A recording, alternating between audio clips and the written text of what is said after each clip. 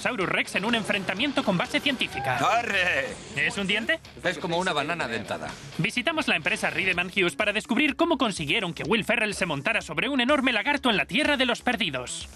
Lo mejor es que estamos hablando de Will Ferrell, el rey de la improvisación. Vamos. Me haces cosquillas.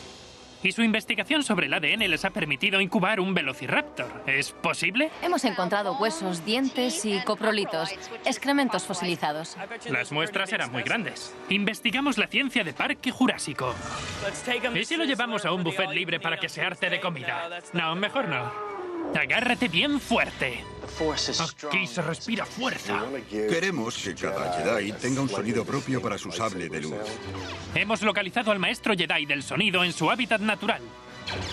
Eso es Rancho Skywalker. Allá vamos. ¡Sí! ¡Sí!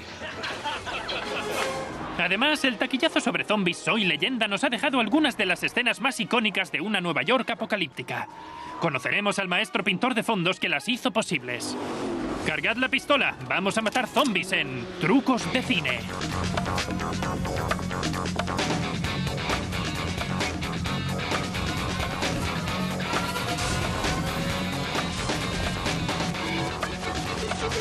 Trucos de Cine. Aquí se respira fuerza. Puedo sentirla. Quizás es porque estoy en el legendario rancho Skywalker y voy a conocer a los maestros Jedi del diseño de sonido en Skywalker Sound. Si un buen sonido tú hacer quieres, el rancho Skywalker viajar tú debes. El famoso refugio de George Lucas está rodeado por 2000 hectáreas de terreno virgen.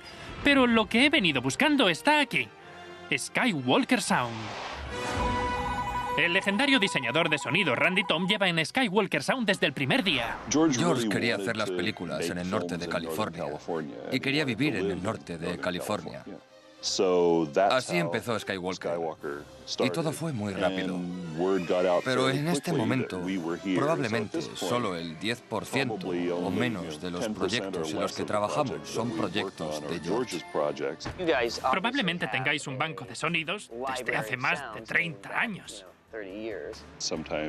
A veces hacemos una salida de campo y grabamos helicópteros, cosas que explotan, grillos, ranas.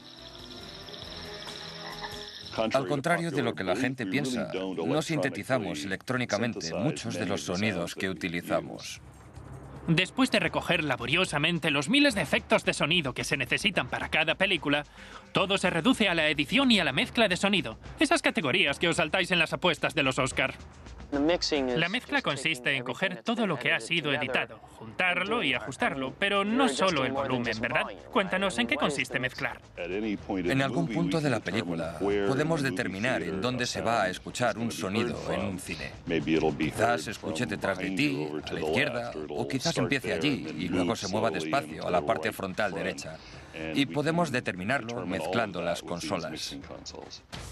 La tecnología que te permite escuchar el zumbido de una nave espacial en 360 grados no existiría si no fuera por Skywalker Sound, una división de Lucasfilm con base en el Presidio de San Francisco.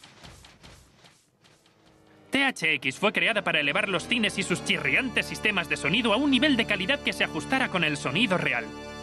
Espectadores, ¿estáis escuchando? Para conseguir la primicia del antecesor de los cines actuales, vamos a ir a una galaxia muy, muy lejana. El campus de USC en Los Ángeles. THX viene del experimento de Tomlinson Holman y de la primera película de George Lucas, THX 1138. Sí, este es Tomlinson Holman, la TH de THX. Él y George Lucas se juntaron en los 80 para inventar esta revolución auditiva. THX trabaja combinando electrónica especializada, altavoces y acústica para presentar un sonido uniforme y, al mismo tiempo, eliminar los molestos ruidos y la reverberación.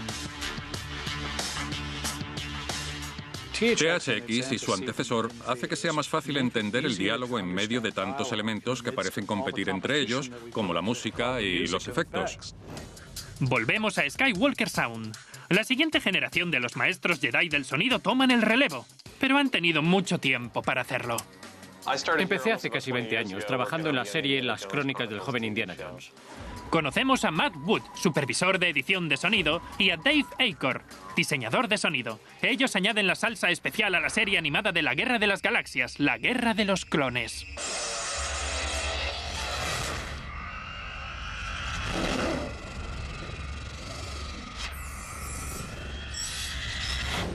No queremos reinventar la rueda. No queremos recrear cómo suena un sable de luz o un sonido de una explosión. Pero al mismo tiempo aparecen muchos efectos nuevos, así que tenemos que crear nuevos efectos que suenen como si existieran en esos universos cinematográficos. ¿Y de esos efectos de las primeras películas eran creados en el mundo analógico? Por supuesto, sí. Ahora vivimos en un mundo digital y usamos herramientas digitales. ¿Utilizáis los sonidos originales y los adaptáis o los recreáis digitalmente? En muchos casos utilizamos sonidos originales, como por ejemplo con el sable de luz. Son los efectos que usamos en las 6 películas. Queremos que cada Jedi tenga un sonido propio para su sable de luz. Así que cogemos los efectos ya existentes del sable de Ben y ajustamos cada uno sutilmente. Desde los sables de luz hasta R2-D2, el sonido ha sido tan importante como los efectos visuales a la hora de crear los personajes de la Guerra de las Galaxias, y las Guerras Clon no es una excepción. ¡Fuego! Os presentamos al Malevolencia, el buque de guerra de primera para el archienemigo de las Guerras Clon, el General Grievous. No van a lograrlo. Si lo quitaras todo y solo escucharas el ambiente del Malevolencia, es como un enorme zumbido del latido del corazón, como un pistón. De alguna forma es como el foso de Grievous, y esa fue la actitud que adoptamos cuando diseñamos los sonidos. Y es un depredador. ¿Y es un depredador? Sí, así que usamos sonidos de animales depredadores, uno de los cuales sería un león. El Malevolencia es una máquina cruel, y lo demuestra con su capacidad de disparo. Así que el Malevolencia tiene su arma de acero, que es como el precursor de la Estrella de la Muerte. Dispara su rayo, que desactiva las naves espaciales para que puedan ir y atraparlas de forma sencilla. El fuego inicial del arma es un solo efecto, y ese efecto tiene varias capas. Hay de todo. Hay un león rugiendo en el disparo inicial. Hay una explosión. La onda en sí es un coro de gritos. ¿Te refieres a gritos humanos? Gritos humanos. ¡Vaya! Sí, cuando pasa por delante de la cámara, consigues ese tipo de rugido de león. En realidad, son chillidos de cerdo modificados. Es como si mascara los pequeños trozos cuando pasan por delante. Cuando masca las piezas, ahí van los chillidos del cerdo. ¿Son chillidos de cerdo? Sí. Muy bien.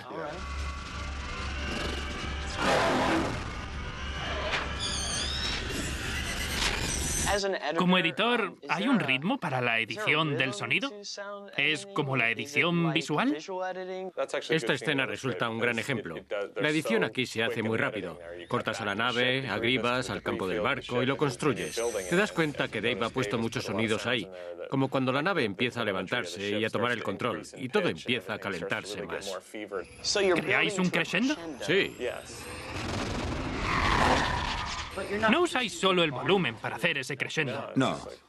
No, también el tono y la frecuencia, casi de forma musical, como las alarmas que cambian en el barco. Empiezan a subir y a subir.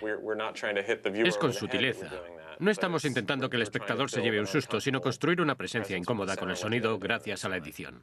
Darth Vader tiene su respirador, y los malvados droides en las guerras clon, el filtro de los droides. Casi he alcanzado el máximo, señor. Parece que subieran el tono de voz, pero lo cierto es que suena como si... Se sube el tono, sí. Durante el proceso empujamos el tono más allá de lo que se supone que deberíamos. Así que gracias a ciertas herramientas puede hacer...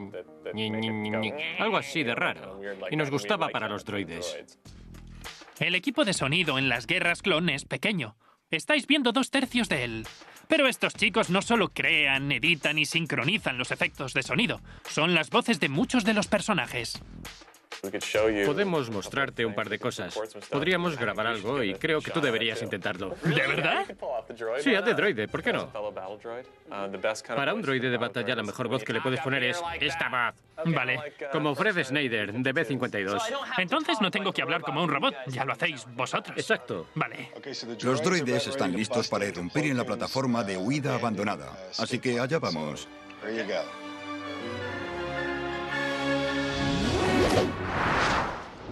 Nar, ¿qué piensas del rancho Skywalker? Creo que es impresionante. ¿Puedo quedarme un poco más? Si el Jedi da su visto bueno, por mí vale. ¿Jedi? ¿Qué Jedi? ¡Ay! ¿Y bien? Muy bien. Sí, tío, soy la leche. Aplican el filtro de los droides y ¡voilà! Creo que es... Nar, ¿qué piensas del rancho Skywalker? Creo que es impresionante. ¿Puedo quedarme un poco más? Si el Jedi da su visto bueno, por mí vale. ¿Jedi? ¿Qué Jedi? ¡Ay! Buen trabajo. Sí, creo que ha ido bastante bien. Tienes razón. Está genial. ¿Vais a ponerlo como la escena final? Claro. Por supuesto. Mi trabajo de seguridad está amenazado, pero está bien. ¿Sabéis? Ha estado bien saber que puedo hacer de un decente droide auxiliar. Mientras tanto, voy a acampar cerca del lago Ewok. Dicen que es muy tranquilo. A continuación, ¿cómo puedes saber su forma de caminar simplemente por su esqueleto? La empresa de efectos Riedemann Hughes utiliza tecnología futurista para recrear el pasado. Le gusta llevar la espalda firme, así que si pudieras montar un dinosaurio, un Tyrannosaurus Rex, estaría bien. ¿Entonces es posible? Y después, cuando se trata de destruir Nueva York, una horda de zombies no tiene nada que hacer contra este tío. ¿Has sacado fotos de coches y después has añadido manchas de barro y el cristal roto? Exacto.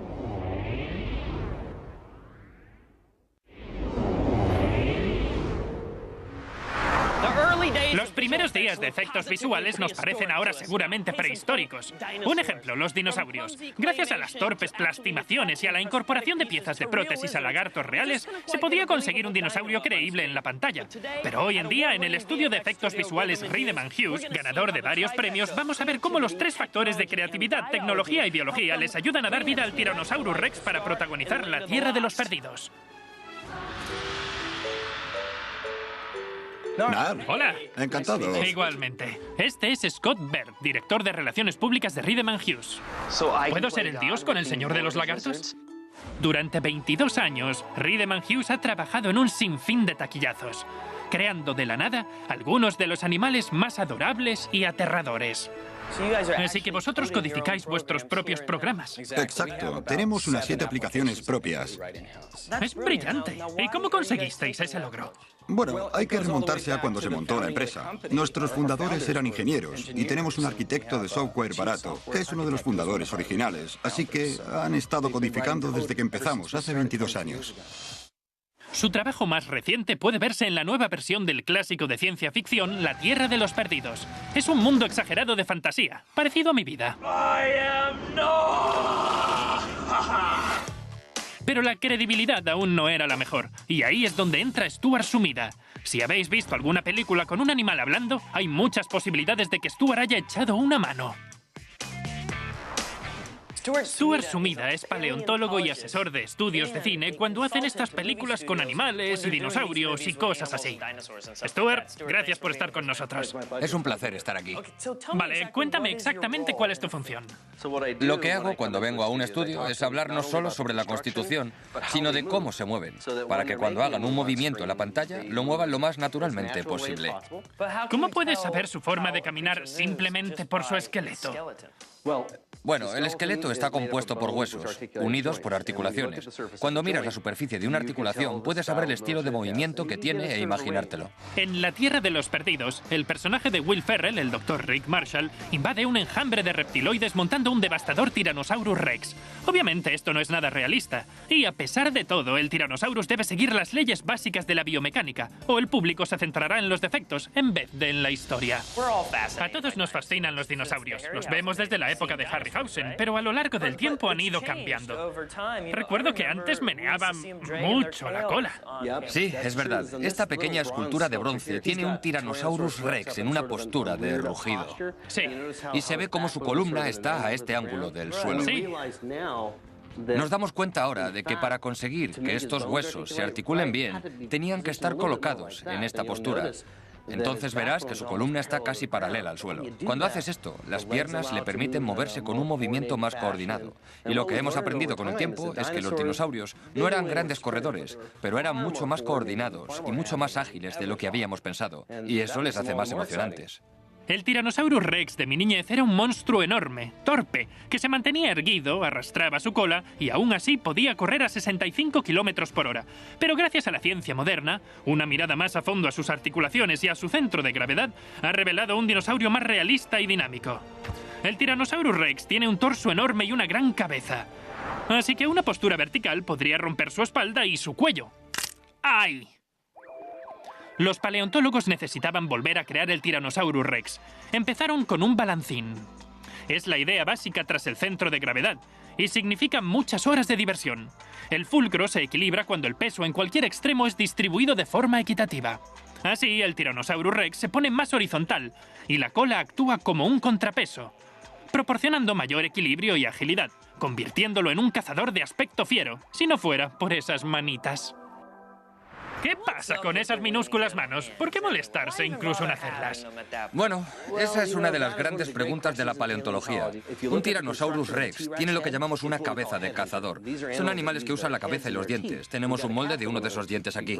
¡Ay! ¿Es un diente? Es como una banana dentada. Estos animales te tronzarían y te dejarían desangrándote hasta que murieras, y todo con la cabeza. Está muy claro que no necesitaban sus brazos para nada. No eran de este color, ¿verdad? En la vida real no. Probablemente se parecían mucho a nuestros dientes, porque están hechos del mismo material, esmalte, dentina. Pero cuando un fósil permanece millones de años enterrado, a veces recoge minerales del suelo que lo rodea y adquiere un tono especial. Vale, así que no tenemos un problema de sarro. Bueno, quizá yo sí, o tú, pero ellos no. ¿Cómo de realista es este gruñón si lo comparas con un Tyrannosaurus Rex real? No tenemos ni idea de qué color fue, así que puedes hacer lo que quieras. ¿En serio? Si me dices que era de este color, no te podría decir que estás equivocado, porque no lo puedo probar más que tú, ¿verdad? Así que no lo sabemos. ¿No hay ninguna forma de obtener pruebas fósiles sobre el color?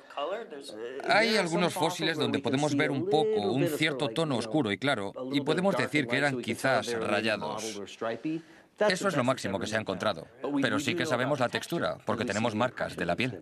Claro. Las huellas también te dan la textura de la piel. Vale. Las proporciones del cuerpo del Tyrannosaurus Rex en la Tierra de los Perdidos son bastante buenas. De acuerdo, déjame plantearte una cosa. En la película La Tierra de los Perdidos, Will Ferrell monta un Tyrannosaurus Rex. De acuerdo, mi letal amigo, llévame a casa. ¿Sería posible? Bueno, es interesante porque realmente montamos animales como caballos que tienen lomos muy planos. Sí. Lo importante es que la mayoría de los animales carnívoros, como los gatos y los perros, tienen el lomo doblado. Pero los animales con solo dos patas no pueden doblarse tanto, así que probablemente el Tyrannosaurus Rex llevará su lomo bastante estable. Supongo que si quieres montar sobre un dinosaurio y que no te muerda, el Tyrannosaurus Rex estaría bien. ¿Entonces es posible? En cuanto tengamos una máquina del tiempo, lo descubriremos. De acuerdo. Es una pena que me dejara las llaves de mi máquina del tiempo en el cajón. Pero a donde vamos no necesitamos máquinas del tiempo, solo un buen supervisor de efectos visuales. ¿Bill? Hola. Hola, soy Nat. Encantado. Igualmente. Así que tú eres el supervisor de efectos visuales de la Tierra de los Perdidos. Correcto. Como supervisor de efectos visuales, el ganador de un Oscar, Bill Westenhofer, participó en el proyecto desde el principio. Basándose en la ciencia, Bill supervisó las criaturas del dinosaurio y otras criaturas en las escenas virtuales. Un buen supervisor de efectos visuales es un experto, por un lado en el lado creativo, porque creamos los personajes que cuentan la historia y hacemos los ambientes para las películas actuales. Y por el otro, debe tener un buen bagaje técnico, ya que muchas veces grabamos nuestras propias referencias. He llegado a encontrarme con un león con una cámara de alta definición. Para la tierra de los perdidos, ¿cuáles fueron las elecciones de estilo, el aspecto que queríais darle? Querían que pareciera lo más real posible, pero manteniendo la singularidad de la serie original. Es decir, que podíais lograr ser realistas con algo como el Tyrannosaurus Rex, pero también teníais un elemento surrealista. Eso es. Para lograr la escena en la que Will Ferrell monta sobre el lomo de un Tyrannosaurus Rex, Bill estaba en el plató con el director Brad Silberling, asegurándose de que las acciones físicas del actor funcionaran en el mundo virtual. Cuando hay que rodar una toma que incluye efectos visuales, ¿estás siempre presente? Sí. Una gran parte de una pelea es coreografiada de forma improvisada con el doble. Mi trabajo es ayudar al director a visualizar lo que hará el personaje digital. Puede que se nos ocurran cosas en el momento, porque lo que ves te las inspira. Te imaginas cómo un Tyrannosaurus Rex respondería a ciertas situaciones. Habitualmente, cuando los actores reales interactúan con los generados por ordenador, el primer paso es grabar a los actores enfrente de una pantalla verde. Usando pistas visuales y marcas, los actores gesticulan sus interacciones y después los animadores añaden los personajes creados por ordenador. Pero con las múltiples capas de animación y los movimientos físicos intensos del actor, esta escena era de todo menos habitual. En este caso, obviamente, Will Ferrell no podía flotar en el aire y esperar a que nosotros creáramos digitalmente el dinosaurio debajo de él. Necesitábamos que siguiera los movimientos del dinosaurio. Al final hicimos lo contrario. Animamos primero y luego grabamos a Will Ferrell. ¿Cómo sentaron a un actor real en el lomo de un dinosaurio virtual? Lo descubriremos a la vuelta. Imagínatelo. Está sobre un dinosaurio y pasa por esta multitud de miles de stacks y dice: ¡a por él, ese en concreto! Y la dinomanía continúa cuando nos enfrentamos a la ciencia de la clonación de ADN en Parque Jurásico. Hemos clonado una oveja, ¿por qué no un Tyrannosaurus Rex? Los métodos de la torpe plastimación y el absurdo fotograma a fotograma se han terminado. Hoy en día, los cerebros de los efectos visuales en Riedemann Hughes están guiando a los cineastas al futuro a través de la prehistoria. Son los que trajeron ciencia de la buena a la reciente nueva versión del clásico de ciencia ficción La Tierra de los Perdidos. Nos damos cuenta ahora de que para que sus huesos se articulen bien, tiene que estar posicionado así. El supervisor de efectos especiales Bill Westenhofer fue el responsable de colocar a los actores entre los letales dinosaurios. Will Ferrell no podía flotar en el aire y esperar a que creáramos digitalmente el dinosaurio debajo de él. Necesitábamos que siguiera los movimientos del dinosaurio. Vale, enseñadme por dónde empezáis. Empezamos con los storyboards. Es lo primero que vemos cuando hablamos con Brett. En ellos nos muestran a un Tyrannosaurus Rex con Will sentado encima. Después empezamos este proceso que se llama previsualización. La previsualización es un storyboard en movimiento. Permite al director comprobar cómo debería quedar la escena animada antes de que la graben. Si al director le gusta lo que ve, Bill y su equipo podrían empezar a preparar la toma. Primero, los animadores crean una versión digital exacta del plató físico. La previsualización era muy importante, porque necesitábamos saber lo rápido que se iba a mover el dinosaurio en las tomas. Sabían cuándo íbamos a ir al plató para grabar la placa con el fondo, y así sabríamos lo rápido que se tiene que mover la cámara. Planeáis todo el movimiento de la cámara en la previsualización, ¿verdad? Sí, vamos al plató y no hay ningún dinosaurio, no hay reptiloides y aún no está Will Ferrell. Así que vemos la previsualización y averiguamos lo rápido que se tiene que mover. Y este es Eric DeBoer, nuestro director de animación, llevando ese palo de 4,5 metros con una pelota de tenis en el extremo. Se mueve a la velocidad que el Tyrannosaurus Rex se supone que iría. Y el cámara lo sigue. Luego tenemos nuestro nuevo templo para la toma final, que es la placa del fondo. El tío con el palo representa el fotograma máximo en el que entraría el Tyrannosaurus Rex. Si la pelota de tenis permanece en el marco, el dinosaurio también. Después le añadimos la placa del fondo. Ahora vamos a hacer este paso a la inversa. Lo cogemos y lo animamos con más detalles, para ver dónde va a ir Will Ferrell y cómo debería girarse con referencia a la cámara para grabar la escena. Una vez hecha la animación, pasamos al siguiente proceso, lleno de operaciones matemáticas. Aquí es donde finjo que sé de lo que está hablando. Hay algo llamado base de movimiento. Una base de movimiento es como lo que hacen con los simuladores de vuelo. Simuladores de vuelo, eso sí que lo pillo. Tienen una plataforma y hay diferentes brazos que se mueven y que puedes moverlos con un determinado programa.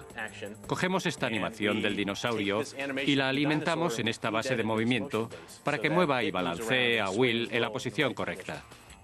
De acuerdo, es como montar en un toro mecánico. Exacto, sí. Como le explicaba a Bill, una base de movimiento es como un toro mecánico, pero en vez de un enloquecido caballo con arcos agitando a un universitario borracho, esta máquina está programada para ajustar de forma precisa el movimiento del Tyrannosaurus Rex animado. Lo que al final se ve es esto. Tenemos a Will sentado en el lomo y se mueve al mismo tiempo que la animación. Con la ayuda de algunos movimientos precisos de cámara, alcanzan el efecto deseado de un dinosaurio moviéndose por el espacio. ¿Y Will? Todos hemos visto películas donde ponen una versión digital del actor sobre una criatura. ¿Por qué cambiar esto? Por dos motivos. Uno, Will está muy cerca, así que intentar ponerlo ahí hubiera sido muy difícil. Pero el mayor de los motivos es que se trata de Will Ferrell, que es el rey de la improvisación. Sí. ¿Te has fijado en ese pequeño movimiento del lomo cuando el dinosaurio se dobla y golpea a uno de los Slistax? Pues antes de que Will saltara allí, le enseñamos cómo iba a ser la animación, y él vio la acción y dijo, decidme dónde está ese Slistack. Nosotros lo calculamos y le dimos un punto de referencia. Y sin decir nada más, se subió encima. Imagínatelo, está sobre un dinosaurio y pasa por esta multitud de miles de Slistax y dice, ¡a por ese en concreto! Sincronizado con nuestra animación. ¡A por ese! ¡Vamos! Entonces no tenéis que improvisar con el actor digital. No. Ya lo hace Will Ferrell. Exacto. Vale. Por eso él es un genio haciéndolo. Y sería una pena perderlo. La peor parte estaba acabada, pero los animadores aún tenían que añadir cientos de Slistax. No son tíos en trajes de goma. De hecho, son virtuales. Como los personajes en un videojuego, a cada Slistax se le da unas directrices sobre cómo reaccionar a este ambiente. Es inteligencia artificial y por lo tanto en cada personaje desarrollan algo llamado cerebro, que es un pequeño programa que les dice que si hay un objetivo delante, deben hacer esta acción. Si hay gente por la izquierda, deberían bloquear esa dirección, o si les matan, deberían empezar a morirse. Así que las multitudes que estás viendo, esas multitudes reales, ¿son realmente inteligencia artificial? Sí, es divertido, es como si se movieran solos. Al final crearon una toma perfecta, mezcla de fantasía y realidad. Una de las cosas que he notado del Tyrannosaurus Rex es que puedo ver el movimiento del músculo bajo la piel cuando baja por las escaleras. ¿Qué se necesita para conseguir ese nivel de detalle? Es una larga historia y las mejores personas para hablarte de eso son los operarios que la hicieron. ¿Te los presento? Saludamos a la supervisora de las plataformas, Jen Bayham, y al director de arte, Chris Grant. Ellos dirigieron al equipo que le dio vida al dinosaurio. Era supervisora de plataformas de las marionetas digitales. ¿Las plataformas son marionetas? Sí, se trata de construir la estructura de los dinosaurios, los huesos, los músculos y los controles. ¿Y Chris? Yo he diseñado y construido estas criaturas desde cero con papel y bolígrafo y después en el ordenador. Chris también ha creado la mayoría del arte conceptual original en los primeros pasos de la producción. Hueso a hueso, músculo a músculo, Chris y Jen combinan la paleontología, la tecnología más avanzada y la creatividad para crear un personaje único. De acuerdo, aquí tenemos al gruñón. Ya está andando. Aquí es cuando entras en los delicados matices de la cara. Solo quieres hacer que tu animación salga bien. Quieres asegurarte de que la forma y los volúmenes se vean bien. Vale. ¿Qué es esta gran gráfica de onda de sonido? Eso es lo que crea un ciclo. Son ondas de movimiento. Tienen claves que designan un movimiento en un espacio en 3D. Para crear un movimiento de caminar en un espacio en 3D, los operarios empiezan con una versión sin huesos de un Tyrannosaurus Rex y la desglosan en los ejes X, Y y Z o la longitud, el ancho y la altura. Para crear movimientos regulares, Jen ha programado un ciclo de caminar basándose en una onda de movimiento. Es como una línea del tiempo para el movimiento. Cuando ajustamos una parte de su cuerpo, el software le dirá al dinosaurio que repite el movimiento a intervalos regulares. Vale, ahí lo vemos. Avanzando. Está caminando con la cabeza agachada. Me recuerda a un adolescente. Quizás haya que darle una actitud más positiva. Un empujoncito. Vale, tengo que elegir un nódulo en el eje que quiero que se mueva, ¿no? Ajá. Vale, pues quiero que suba un poco la cabeza. Los movimientos son coordinados con los 3 ejes de forma simultánea. El ritmo está basado en la biomecánica de los animales reales. Así que aunque los dinosaurios nunca bailaron techno, puedo conseguir que lo hagan, y que lo hagan bien. Eso es, bailando y sintiendo. Soy un hacha, eso es. Deberíamos poner movida en el Roxbury porque es de Will Ferrell. Unos golpes como estos... ¿son posibles? Golpe de cabeza, trasero. Seamos sinceros, parece que tenemos un dinosaurio estreñido. Es un gruñón. Es un gruñón y no me extraña. Tanto si es un gruñón destructor, un gruñón tecno o un gruñón estreñido, añadir personalidad, vida y realismo a los personajes generados por ordenador es la especialidad de Riedemann Hughes. Apenas hay separación entre fantasía y realidad. Puede que me quede a vivir aquí. Ahora me encuentro en un callejón. Sí, es evidente, en Santa Mónica. Pero, ¿y si el director quisiera que dijera este monólogo en el espacio intergaláctico? Sé que no es físicamente posible, pero es visualmente posible usando la ilusión óptica de los fondos pintados. Hoy conoceremos al veterano pintor de fondos, Rocco Giuffre, y nos va a enseñar cómo. Se le llama arte invisible, porque un buen pintor de fondos te engañará siempre. Las pinturas de Rocco y su maestría digital han engañado al público en más de 75 películas. Una casa de efectos de Hollywood, Svengali, puso su sello en las taquilleras Watchmen y Star Trek, de J.J. Abrams.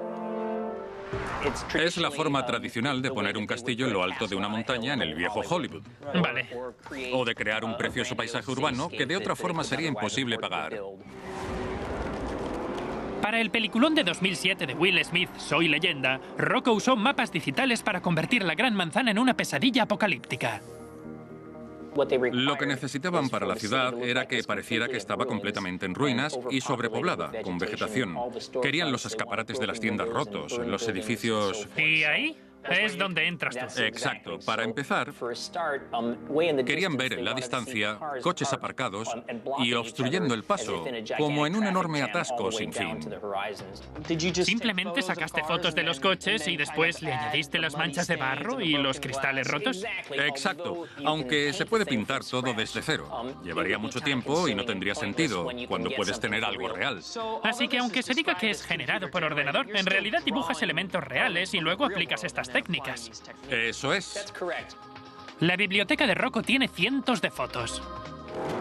Y tomas como esta requieren sustituirlo todo, desde los grafitis hasta la basura de las calles.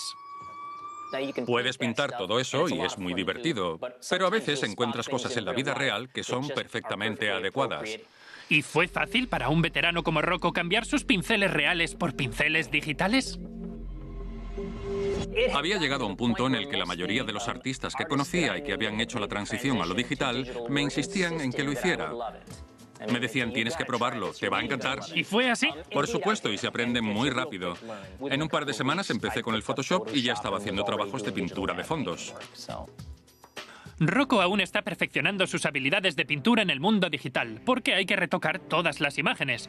Y a veces los detalles son más sencillos de hacer a mano. Robas elementos que ves a tu alrededor, pero a veces te diviertes pintándolos, porque hacer escombros, hojas o ramas no es muy complicado. Y cuando se necesiten estas barreras frontales y algunos de los elementos que hiciste aquí, lo consigues con esqueletos de alambre en 3D, ¿no? Sí.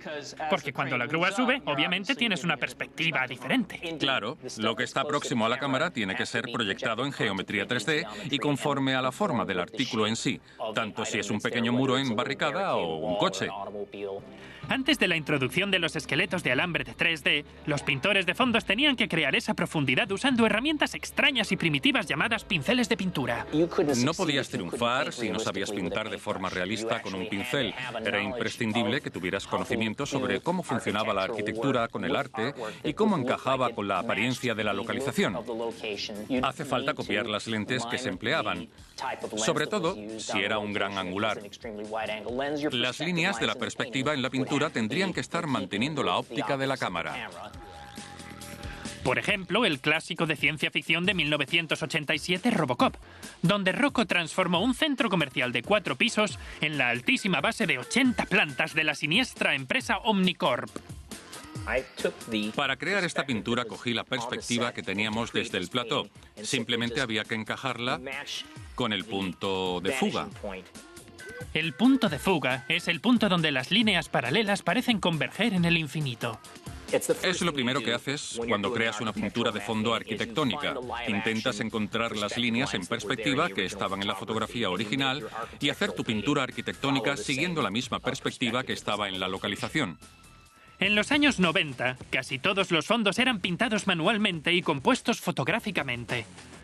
¿Cómo lo oís? Las pinturas de fondos no son esos telones de fondo que hay detrás de los actores en un plató. Se componen al término del rodaje.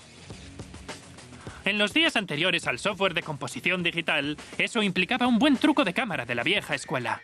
Una cartulina negra o un cristal impedirían que parte de la película plana quedara expuesta durante la acción de la fotografía.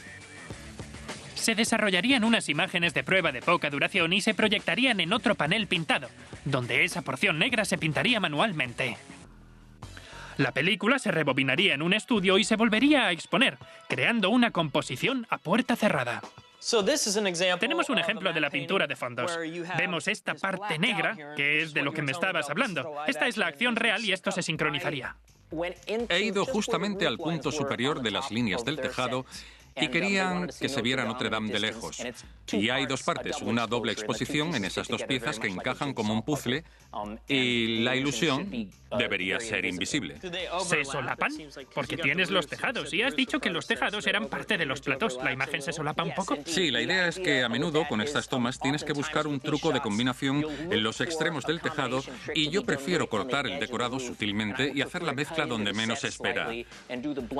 La mayor parte de esto se hace con manchas de dedos. Cojo la pintura negra y pinto un poco con los dedos para suavizarlo.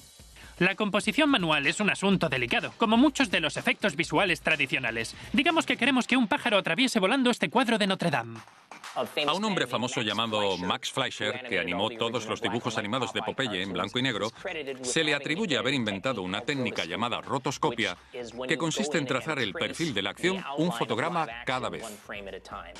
La vieja tecnología de la rotoscopia, de casi 100 años de antigüedad, aún no ha desaparecido. Todavía se utiliza para componer la acción delante de los fondos que no estaban originalmente ahí, pero actualmente no hace falta tener tanta paciencia. Lo que puede hacer por ti es que si eliges utilizar la rotoscopia, es decir, trazar el perfil de cada 10 o 20 fotogramas, el ordenador creará las posiciones intermedias de todos esos puntos. Aunque se tarda un poco, no es ni de lejos tan difícil como la rotoscopia tradicional, con la que tienes que hacer manualmente una ilustración para cada fotograma de la película. Claro. Prácticamente todas las películas que vemos tienen un fondo pintado, y si han sido hechos por maestros como Rocco, no te darás cuenta de que están ahí.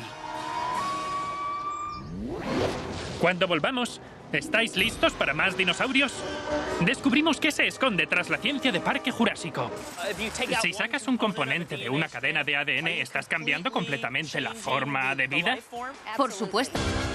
Algunas de nuestras películas favoritas contienen una ciencia poco precisa, y aunque nos encanten, a veces al ver una escena de acción no puedes evitar pensar: ¡eso es falso! Eso es la hora de diseccionar algunos trucos de cine. Hablando de un artefacto jurásico. Pero ese no es mi problema. Hoy estoy buscando la verdad sobre Parque Jurásico. ¿Se pueden hacer dinosaurios caseros en un laboratorio? En la taquillera película de Steven Spielberg, los científicos extraen el ADN de dinosaurio de un mosquito que ha estado preservado en ámbar, con un montón de sangre de dinosaurio. Estos genios usaron el ADN de la rana para rellenar los huecos en el ADN del dinosaurio y ¡voilá! El código genético completo de los dinosaurios, perfectamente reconstruido, desencadena una teoría de proporciones épicas 65 millones de años más tarde. Este es un Argentinosaurus. Bueno, el modelo de uno. Sería genial ver uno de estos arrastrándose por la carretera, ¿verdad? Siempre que no lo vea yo por el retrovisor. ¿Pero es esto posible? ¿Podríamos usar la tecnología de la clonación para hacer otro dinosaurio? Hemos clonado una oveja, ¿por qué no un Tyrannosaurus Rex? Bueno, no sé tú, pero a mí no me haría gracia que me siguiera un carnívoro de 12 metros de largo con dientes del tamaño de un plátano. Parece que comparte el mismo escepticismo que el matemático de Jeff Goldblum en la película. Janet Yamaguchi, zoóloga y vicepresidenta de educación en el Centro Científico Discovery en Santa Ana, California. Presume de una selección impresionante de huesos de dinosaurios y artefactos, por no mencionar una opinión original sobre los combustibles fósiles que propulsan a los coches que pasan por la carretera más cercana. ¿Cuánto tiempo se lleva realizando la excavación y el estudio de los huesos de dinosaurios? Solo desde 1800. Es una ciencia bastante nueva. ¿Y qué tipo de cosas se han encontrado desde que empezaron con esto? Hemos encontrado huesos, dientes, huellas de pies, huellas de piel y coprolitos, que son excrementos fosilizados. ¿Coprolito se llama así? ¿Es un término científico? Sí. Apuesto a que hay algunos muy grandes. ¿Y podéis sacar ADN de los huesos y de los excrementos? Supongo que sí. No, de eso no, porque al pasar el proceso de la fosilización, toda la materia viva se convierte en minerales, así que no queda ningún tejido vivo. Así que una vez que está fosilizado, ¿se acabó? ¿Se acabó? En resumen, que las heces no resultan tan reveladoras. Pero en Parque Jurásico extraen el ADN de un mosquito atrapado en ámbar. Hay 2 sitios en el mundo en los que puedes encontrar ámbar fosilizado, ¿verdad? Sí, puedes encontrarlo en la región báltica y en la República Dominicana. Y en la película estaban buscando en la República Dominicana. Eso es, eso parece. Vale. De acuerdo. En la escala Goldblum de probabilidades matemáticas parece que los creadores de la película realizaron las investigaciones necesarias. ¿O no? Los mosquitos solo tienen 50 millones de años, mientras que los dinosaurios murieron hace 65 millones de años. Hay un salto de 15 millones de años. Un pequeño problema de 15 millones de años. Vale, entonces lo que estás diciendo es que los mosquitos en la República Dominicana que estarían fosilizados en ámbar ni siquiera vivieron en el mismo tiempo que los dinosaurios. Eso es.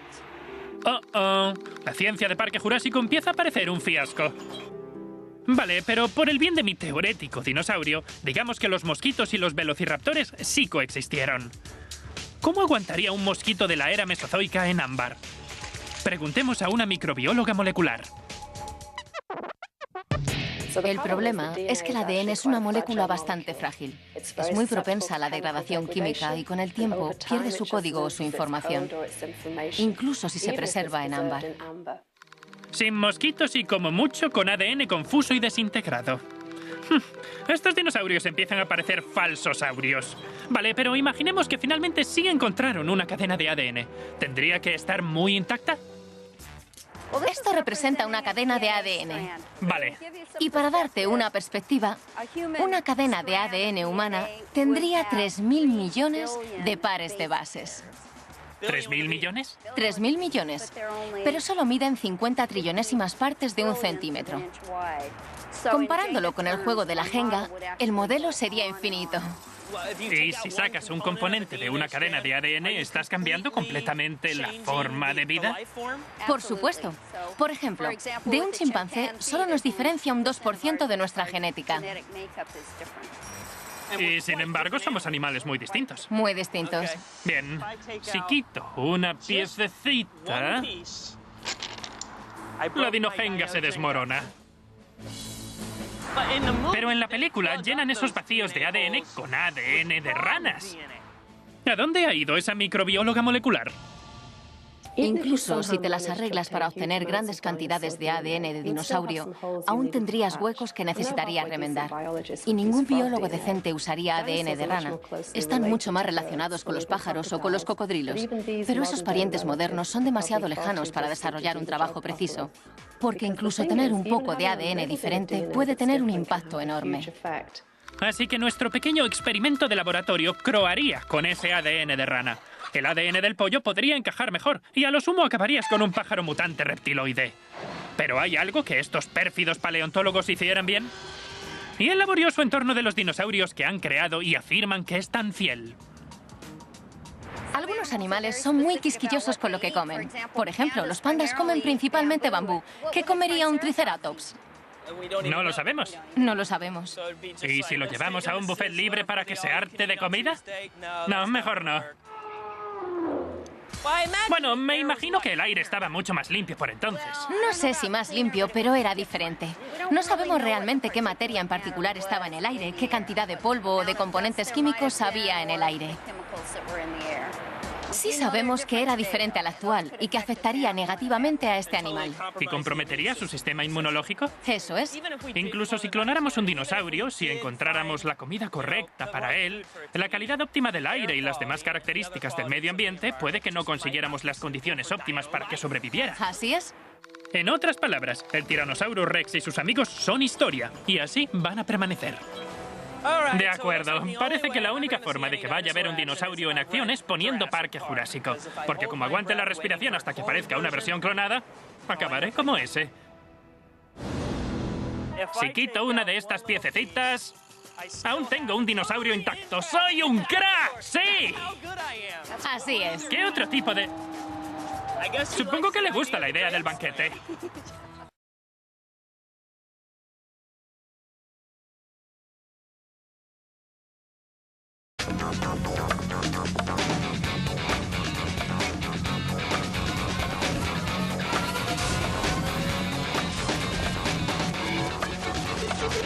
Trucos de cine. Aquí se respira fuerza. Puedo sentirla.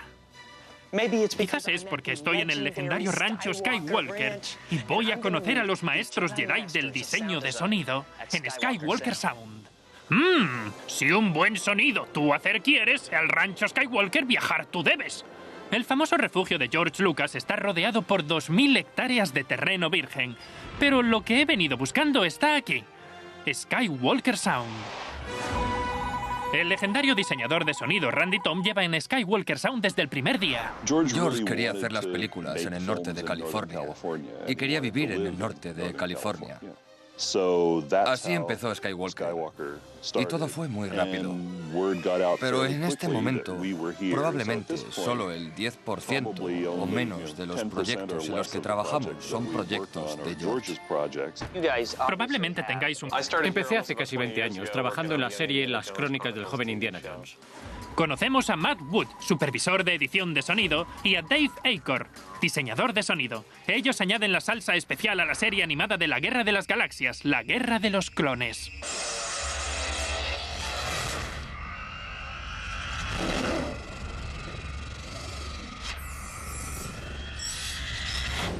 No queremos reinventar la rueda. No queremos recrear cómo suena un sable de luz o un sonido de una explosión. Pero al mismo tiempo aparecen muchos efectos nuevos, así que tenemos que crear nuevos efectos que suenen como si existieran en esos universos cinematográficos. Y de esos efectos de las primeras películas eran creados en el mundo analógico. Por supuesto, sí. Ahora vivimos en un mundo digital y usamos herramientas digitales. ¿Utilizáis los sonidos originales y los adaptáis o los recreáis digitalmente? En muchos casos utilizamos sonidos originales, como por ejemplo con el sable de luz. Son los efectos que usamos en las 6 películas. Queremos que cada Jedi tenga un sonido propio para... Banco de sonidos desde hace más de 30 años. A veces hacemos una salida de campo y grabamos helicópteros, cosas que explotan, grillos, ranas... Al contrario de lo que la gente piensa, no sintetizamos electrónicamente muchos de los sonidos que utilizamos. Después de recoger laboriosamente los miles de efectos de sonido que se necesitan para cada película, todo se reduce a la edición y a la mezcla de sonido, esas categorías que os saltáis en las apuestas de los Oscar. La mezcla consiste en coger todo lo que ha sido editado, juntarlo y ajustarlo, pero no solo el volumen, ¿verdad? Cuéntanos, ¿en qué consiste mezclar? En algún punto de la película podemos determinar en dónde se va a escuchar un sonido en un cine. Quizás se escuche detrás de ti, a la izquierda, o quizás empiece allí y luego se mueva despacio a la parte frontal derecha. Y podemos determinarlo mezclando las consolas. La tecnología que te permite escuchar el zumbido de una nave espacial en 360 grados no existiría si no fuera por Skywalker Sound, una división de Lucasfilm con base en el presidio de San Francisco. THX fue creada para elevar los cines y sus chirriantes sistemas de sonido a un nivel de calidad que se ajustara con el sonido real. Espectadores, ¿estáis escuchando? Para conseguir la primicia del antecesor de los cines actuales, vamos a ir a una galaxia muy, muy lejana. El campus de USC en Los Ángeles. THX viene del experimento de Tomlinson-Holman y de la primera película de George Lucas, el THX 1138. Sí, este es Tomlinson-Holman, la TH de THX. Él y George Lucas se juntaron en los 80 para inventar esta revolución auditiva. THX trabaja combinando electrónica especializada, altavoces y acústica para presentar un sonido uniforme y, al mismo tiempo, eliminar los molestos ruidos y la reverberación. THX y su antecesor hace que sea más fácil entender el diálogo en medio de tantos elementos que parecen competir entre ellos, como la música y los efectos. Volvemos a Skywalker Sound. La siguiente generación de los maestros Jedi del sonido toman el relevo, pero han tenido mucho tiempo para hacerlo. Saurus Rex en un enfrentamiento con base científica. ¡Corre! ¿Es un diente? Es como una banana dentada. Visitamos la empresa Riedemann Hughes para descubrir cómo consiguieron que Will Ferrell se montara sobre un enorme lagarto en la Tierra de los Perdidos. Lo mejor es que estamos hablando de Will Ferrell, el rey de la improvisación. Vamos. Me haces cosquillas. Y su investigación sobre el ADN les ha permitido incubar un velociraptor. ¿Es posible? Hemos encontrado huesos, dientes y coprolitos, excrementos fosilizados. Las muestras eran muy grandes. Investigamos la ciencia de Parque Jurásico. ¿Y si lo llevamos a un buffet libre para que se harte de comida? No, mejor no. Agárrate bien fuerte. Aquí se respira fuerza. Queremos que cada Jedi tenga un sonido propio para su sable de luz. Hemos localizado al maestro Jedi del sonido en su hábitat natural. Eso es Rancho Skywalker. Allá vamos. ¡Sí! ¡Sí! Además, el taquillazo sobre zombies Soy Leyenda nos ha dejado algunas de las escenas más icónicas de una Nueva York apocalíptica. Conoceremos al maestro pintor de fondos que las hizo posibles. Cargad la pistola. Vamos a matar zombies en Trucos de Cine.